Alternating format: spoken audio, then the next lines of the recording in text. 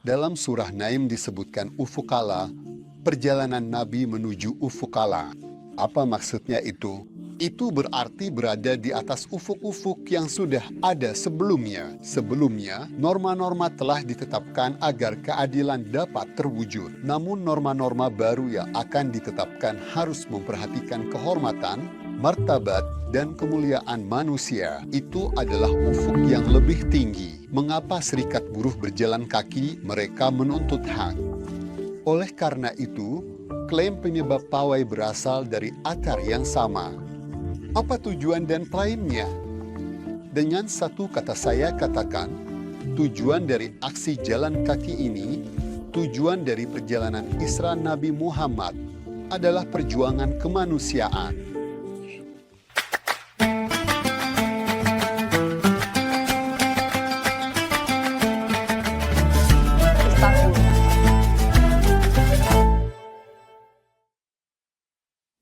Halo semuanya, pemirsa Budiman, topik kita adalah Isra Onur Yuru Yusuf dan narasumbernya Profesor Dr. Saban Ali Duzgun. Halo Buru.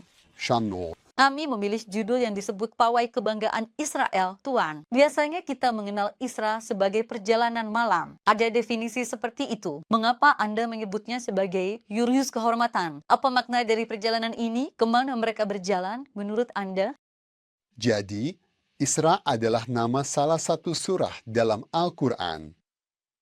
Ayat pertama yang turun kepada Nabi Muhammad, kita mengenalnya sebagai ayat-ayat dari surah Al-Alaq. Ikra bismi rabbikal ladzi. Begitulah bunyinya. Dalam beberapa riwayat juga disebutkan bahwa ayat pertama yang turun kepada Nabi adalah ayat yang berlanjut setelah itu. Karena para nabi menerima wahyu pertama mereka saat sedang berjalan atau ketika mereka diajak berjalan. Ini artinya, kamu akan sedikit menjauh dari apa yang ada, dan aku akan memberimu pesan baru. Sebenarnya, berjalan itu bisa diartikan sebagai menyingkirkan apa yang ada atau menunjukkan jarak antara yang ada dengan yang akan datang, seperti perjalanan Isra. Begitu, bisa kita tafsirkan seperti itu. Menjadi tertinggal. Kamu meninggalkan apa yang ada, memberi jarak dengannya, dan melangkah menuju sesuatu yang baru. Ini kita semua pasti ingat juga merupakan cara Nabi Musa menerima wahyu. Begitulah yang disebutkan dalam riwayat. Nabi Musa saat berjalan kembali dari Madian ke Mesir, setelah 10 tahun meninggalkan Mesir bersama keluarganya, ia kembali berjalan ke sana. Saat dalam perjalanannya, wahyu pertama yang ia terima adalah ketika ia berkata, "Aku melihat api, biar aku pergi dan mengambil sedikit darinya agar bisa menerangi jalan kita." Lalu dari dalam api itu terdengar suara, "Wahai Musa, aku adalah Tuhanmu. Anda juga berada di lembah Tufa. Lepaskanlah sandalmu," demikian firman-Nya. Jadi, melepas sandal atau sepatu itu berarti kamu harus meninggalkan kebiasaan lama yang sudah ada sebelumnya. Kamu akan meninggalkan apa yang sudah ada di belakang. Aku akan membawamu melangkah ke dunia yang baru. Perjalanan itu adalah tentang dunia pikiran baru, pemikiran baru, dan dunia tindakan yang baru. Jadi, perjalanan dari Madian ke Mesir itu juga seperti jalan terakhir Yesus ke Golgota, yang kita sebut Golgota, yaitu jalan di mana Yesus dibawa untuk disalibkan. Perjalanan Ibrahim ke padang pasir, atau perjalanan Nabi Muhammad dari Mekah ke Madinah, atau perjalanan yang diceritakan dalam surah Isra, yaitu pada suatu malam Allah membuat hambanya berjalan. Perjalanan dari Masjidil Haram ke Masjidil Aqsa ini sebenarnya adalah perjalanan yang melampaui makna fisik berjalan. Apa sebenarnya makna dari perjalanan itu? Masjidil Haram mewakili Mekah. Masjidil Aqsa mewakili tradisi para nabi yang sebelumnya juga menaungi semua nabi Yahudi. Jadi, ini adalah perjalanan yang mengangkat seseorang berusia 40 tahun dari kehidupan biasa dan menambahkannya ke dalam lingkaran para nabi. Dengan demikian, kita bisa memahami logika dari riwayat-riwayat yang saya sebut sebagai langkah pertama kenabian. Akar kata Isra berarti perjalanan malam. Namun, makna dasar dari kata tersebut sebenarnya adalah meninggikan, memuliakan, atau mendapatkan kehormatan. Karena itu, saya ingin menyebutnya perjalanan kehormatan, meninggi dan meraih kehormatan, terlepas dari kehidupan biasa-biasa saja. Seperti saya bilang, kemana kalian berjalan? Orang berjalan punya tujuan. Saat kalian berjalan untuk tujuan mulia, tinggi, apa yang perjalanan lakukan pada kalian itu memuliakan dan meninggikan kalian. Misal, saya sering pakai istilah itu untuk serikat pekerja. Anggota serikat berjalan bersama. Kenapa mereka berjalan? Mereka berjalan demi terwujudnya sebuah hak, demi tercapainya sebuah hak. Jadi, jenis perjalanan apa ini? Ini adalah perjalanan kehormatan. Mereka melangkah agar sebuah hak bisa terungkap, muncul, dan terwujud. Itu adalah perjalanan kehormatan. Jadi, setiap bentuk pemecahan, perpecahan, atomisasi, pemisahan berdasarkan gender, pemisahan berdasarkan mazhab, atau segala bentuk perbedaan dan pemucilan yang bisa Anda bayangkan, setiap langkah melawan semua itu adalah perjalanan kehormatan. Dan saya katakan, para pelopor perjalanan kehormatan ini, para pelopor perjalanan kehormatan yang kita sebut Isra, dimulai oleh para nabi. Oleh karena itu, setiap langkah yang diambil menanam benih kebaikan, keindahan, dan kehormatan di tanah, setiap langkah memiliki maknanya sendiri. Setiap langkah, saya lebih suka menyebutnya sebagai ibadah kaki. Karena begini, dalam tradisi kita memang tidak ada istilah ibadah kaki, tapi ada hal lain. Apa itu ibadah atal? Ketika ditanya, jawabannya adalah ibadah atal adalah berpikir. Lalu, apa itu ibadah mata? Ibadah mata adalah mengestetisasi yang baik dan yang indah. Melihat atau merancang sesuatu agar orang yang melihat bisa menemukan nilai estetika di dalamnya. Apa itu ibadah telinga?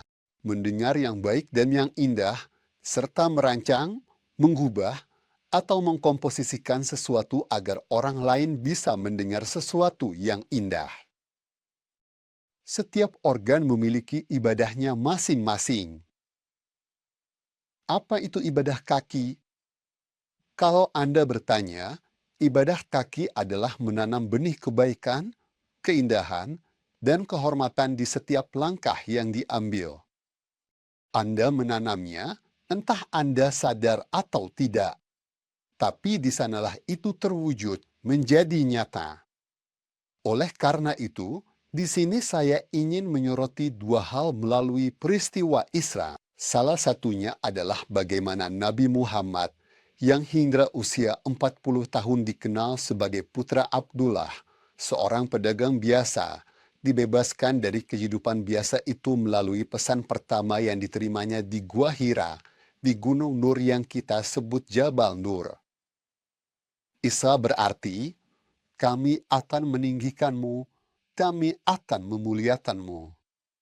Kami akan menjadikanmu sebagai pelaku utama dari sebuah perjalanan. Perjalanan ini adalah perjalanan menuju sesuatu yang lebih baik dari yang ada saat ini. Jadi, yang pertama berkaitan dengan Nabi Muhammad, yaitu tentang pemuliaannya.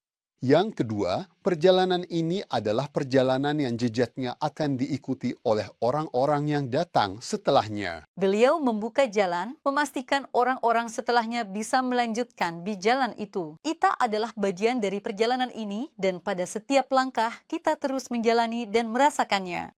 Kita sudah membicarakan perjalanan, tapi jika bicara soal tujuannya, Pak Ustaz, kemana kita akan tiba? Bagaimana jika kita bahas lebih lanjut, kemana hasil perjalanan ini bermuara? Benar, jadi kemana perjalanan ini akan berakhir? Pertama, perjuangan ini saya mengambil contoh serikat pekerja karena semua orang tahu tentang itu. Serikat pekerja berjalan kaki menuntut hak yang seharusnya mereka dapatkan. Jadi, perjuangan dan tuntutan dari sebuah aksi jalan kaki berasal dari akar yang sama. Apa perjuangan dan tuntutannya? Singkatnya, saya katakan bahwa perjuangan dari perjalanan ini, perjuangan dari Islam Nabi Muhammad, adalah perjuangan kemanusiaan, perjuangan untuk kemanusiaan. Melakukan atau mengucapkan sesuatu yang menyangkut semua orang, yang bisa menyentuh kehidupan setiap orang. Kata-kata seperti apa yang kita inginkan untuk mendominasi kehidupan manusia? Apa dunia dan masyarakat penuh kasih yang kita inginkan? Bukan permusuhan? Damai, penuh cinta. Agar damai, agar penuh cinta. Sekarang, tata-tata inilah yang membentuk masyarakat. Kemudian, baik filsafat Yunani maupun filsafat kita, seperti Kindi dan Farabi, mengatakan bahwa ini adalah alasan utama terciptanya alam semesta. Apa alasan utama, bahan dasar dalam penciptaan alam semesta? Mereka mengatakan itu adalah cinta dan kasih sayang. Jadi, bayangkanlah kasih sayang dan cinta sebagai sesuatu yang membentuk, menghidupkan, dan menjaga keberlangsungan di antara manusia, seperti lem atau adukan yang membuat masyarakat tetap bersatu. Jadi, apa maksudnya? Misalnya, kalau kamu tanya pada Maserdi, kita akan mendirikan sebuah negara. Saudaraku, ada 3 unsur yang membentuk negara. Dalam Ahkam Sultani, Maverdi menyebutkan prinsip-prinsip pemerintahan. Tanpa 3 unsur ini, sebuah negara tidak bisa didirikan. Harus ada aspek keuangan, aspek militer, dan aspek agama. Karena aspek agama inilah yang menyatukan unsur-unsur lainnya. Kalau tidak ada, semuanya akan tercerai-berai dan hancur. Pemersati. Kekuatan pemersatu, benar sekali, kekuatan pemersatu. Jadi, sekarang agama membawa perjalanan kenabian ini ke arah yang baru. Pertama-tama dia menghormatinya, menjadikannya bagian dari tradisi besar. Warisan itu diletakkan di hadapannya. Pelajaran-pelajaran yang diambil dari warisan itu, pelajaran yang harus dipetik, seluruh sejarah para nabi, semuanya diletakkan di hadapannya. Ada masa lalu seperti itu. Tujuan yang kamu tuju, jika dilihat dalam cahaya proses perkembangan, kita sedang berkembang. Pesan yang kamu bawa haruslah pesan yang lebih tinggi dari pesan-pesan sebelumnya. Karena itu, kami mempertemukannya dengan ufuk yang tinggi, seperti yang disebutkan dalam surah An-Najm. Ufuk yang tinggi. Perjalanan Nabi adalah menuju ufuk yang tinggi. Itu salah. Apa maksudnya itu? Itu berarti berada di atas ufuk-ufuk yang sudah ada sebelumnya. Sebelumnya, norma-norma ditetapkan agar keadilan dapat terwujud. Namun norma-norma baru yang akan ditetapkan harus memperhatikan kehormatan, martabat, dan kemuliaan manusia. Ini ufuk lebih tinggi. Masyarakat dulu juga mengklaim bermoral. Namun, dalam masyarakat baru, moralitas akan memperhatikan kriteria ini dan jadi lebih tinggi. Di mana batas yang lebih tinggi itu terlihat? Apa maksud kita dengan lebih tinggi? Kalau saya hanya memperhatikan orang yang ada di kelompok saya, itu bukanlah sesuatu yang lebih tinggi. Itu perilaku yang biasa saja, standar. Saya bilang, dia saudaraku, keluarga besarku, dan seagama dengan saya. Kami saling melindungi. Inilah mentalitas Yahudi. Tuhan itu Tuhannya siapa? Tuhan kita. Siapa kita? Kita anak-anak kesayangan Tuhan.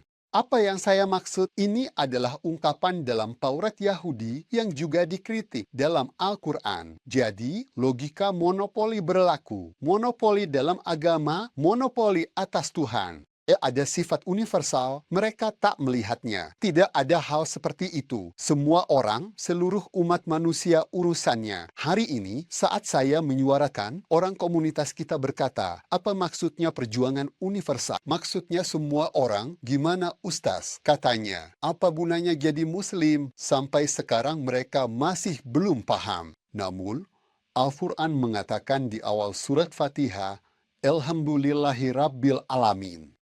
Dia adalah Tuhan seluruh alam.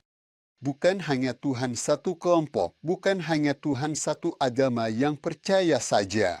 Dan ketika menutupnya pun, mungkin pesan ini telah dilupakan dalam Al-Quran. Katakanlah, aku berlindung kepada Tuhan seluruh manusia, yaitu Tuhan semua manusia dan alam. Kata alam dalam Al-Quran digunakan baik dalam arti alam semesta yang kita kenal maupun dalam arti suku atau kelompok. Artinya, dalam tradisi Yahudi, Allah adalah Tuhan satu suku saja, orang Israel. Padahal, menjadi Tuhan seluruh alam berarti ada satu zat yang begitu agung sehingga tidak bisa dibatasi hanya sebagai Tuhan satu suku. Dan kalian tidak bisa melakukan itu, katanya. Dia adalah Tuhan seluruh alam. Semua suku, semua dinasti, semua kota, apapun sebutannya, dan akhirnya semua orang. Oleh karena itu, universalisme ini, perjalanan ini, itulah sebabnya saya katakan adalah perjuangan kemanusiaan. Bukan hanya perjuangan umat muslim saja. Hari ini pun, jika Anda menghasilkan sebuah pemikiran yang bisa melampaui batas-batas internasional tanpa harus ditanya visa, sebuah pemikiran yang akan melampaui semua batasan dan tidak akan pernah dihadang oleh visa apapun, terlepas dari agama, mazhab, ras, warna kulit, atau bahasa seseorang. Nah, Jika Anda menghasilkan pemikiran yang mencakup semua manusia, pemikiran itu akan dihormati dan menyebar luas. Ini adalah proses pembudayaan. Penyebaran budaya tidak secepat penyebaran agama. Budaya menyebar jauh lebih cepat daripada agama. Jauh lebih cepat, berkali-kali lipat lebih cepat penyebarannya. Karena itu, jika Anda menghasilkan konsep yang berkaitan dengan kehidupan semua orang, Anda bisa menembus ke dalam budaya.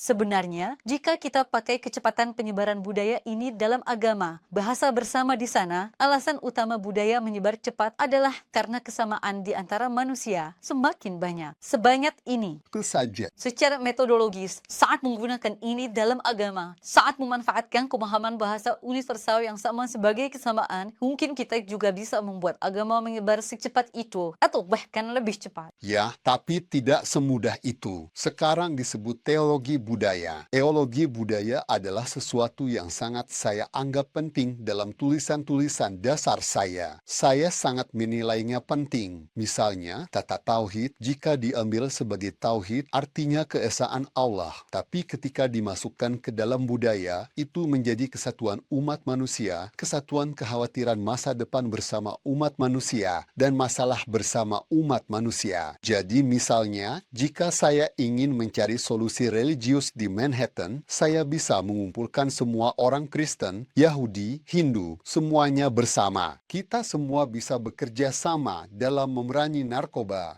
dalam hal melindungi anak-anak kita. Nah, inilah yang disebut tindakan budaya. Beribadah adalah tanggung jawab umat Islam. Melindungi anak-anak dari lingkungan buruk adalah reaksi budaya. Penyebarannya pun mudah, diterima di mana-mana. Maksud saya, jadi saat bicara tentang tauhid, Muhammad Iqbal mengatakan, bayangkan tauhid seperti kipas. Kipas bertiga, punya 3 sayap. Saat Anda membuka 3 sayap itu, yang pertama bertuliskan kesetaraan, yang lain keadilan, dan yang satunya persaudaraan. Itu adalah slogan revolusi Prancis, katanya. Lihatlah, kesetaraan itu punya makna di seluruh dunia. Persaudaraan atau solidaritas juga punya makna di seluruh dunia. Kebebasan di seluruh, lihat, semua ini budaya. Tapi ketika bicara tentang tauhid, tentang keesaan Allah, kita berhenti di situ. Oke, itu istilah paling mendasar bagi kita, keesaan Allah. Tapi maksud saya, di satu ujung ayat yang ada unsur ilahinya, di ujung lain ada unsur kemanusiaannya. Di satu ujung ayat ada teologi, di ujung lain harus ada antropologi dan seharusnya begitu, atau disebut juga lahut. Dalam budaya klasik, yang ilahi disebut lahut dan yang manusiawi disebut nasut. Jadi, ketika hal ini kamu masukkan ke dalam budaya, kekuatan untuk menyebar, meluas, dan memengaruhi yang kamu sebutkan tadi jadi berlipat ganda. Kenapa kita sampai ke sini? Dari sini, perjalanan Nabi Isra adalah perjalanan perjuangan kemanusiaan. Itu adalah perjalanan kehormatan. Dan perjalanan ini mengandung upaya untuk mengajak seluruh manusia dengan segala klaimnya untuk turut serta dalam kehormatan itu, demi menjaga martabat dan kehormatan tersebut. Ya, Anda sedang membicarakan perjalanan yang sangat berharga, tapi sekaligus juga sangat sulit. Sebenarnya kelihatannya sulit, tapi Fatma yang terkasih, sungguh saat Anda bicara tentang kehormatan, martabat, dan harga diri, tak ada yang bisa berkata, tidak, saya menentang itu. Asalkan kita meninggalkan bahasa yang eksklusif di sini dan menggunakan bahasa yang inklusif, merangkul, penuh kepedulian, serta berusaha melindungi, Anda akan melihat bahwa bahasa Al-Quran, praktik hidup Nabi Muhammad, dan sunnahnya benar-benar mengarah ke sana. Ya, terima kasih banyak Guru atas komentar Anda yang berharga. Makasih. Semoga kita menyadari ini dan ikut perjalanan ini insya Allah. Terima kasih pemirsa yang budiman. Hari ini kita telah membahas tentang Pride Parade dalam konteks surah Al-Isra. Sampai jumpa di episode berikutnya. Tetaplah sehat dan bahagia.